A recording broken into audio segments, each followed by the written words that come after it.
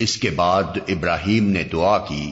اے میرے رب مجھے حکم عطا کر اور مجھ کو صالحوں کے ساتھ ملا، اور بعد کے آنے والوں میں مجھ کو سچی ناموری عطا کر،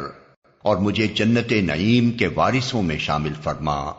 اور میرے باپ کو معاف کر دے کہ بے شک وہ گمراہ لوگوں میں سے ہے، اور مجھے اس دن رسوا نہ کر جبکہ سب لوگ زندہ کر کے اٹھائے جائیں گے، جبکہ نہ مال کوئی فائدہ دے گا نہ اولاد، بجز اس کے کہ کوئی شخص قلب سلیم لیے ہوئے اللہ کے حضور حاضر ہو۔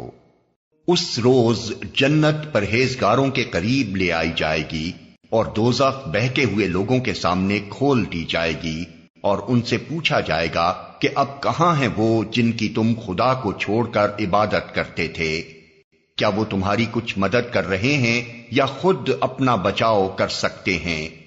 پھر وہ معبود اور یہ بہکے ہوئے لوگ اس میں اوپر تلے دھکیل دیے جائیں گے، اور ابلیس کے لشکر سب کے سب وہاں یہ سب آپس میں جھگڑیں گے، اور یہ بہکے ہوئے لوگ اپنے معبودوں سے کہیں گے کہ خدا کی قسم ہم تو صریح گمراہی میں مبتلا تھے جبکہ تم کو رب العالمین کی برابری کا درجہ دے رہے تھے،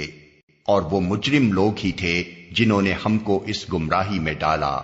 اب نہ ہمارا کوئی سفارشی ہے اور نہ کوئی جگری دوست، کاش ہمیں ایک دفعہ پھر پلٹنے کا موقع مل جائے تو ہم مومن ہوں۔ یقیناً اس میں ایک بڑی نشانی ہے، مگر ان میں سے اکثر لوگ ایمان لانے والے نہیں۔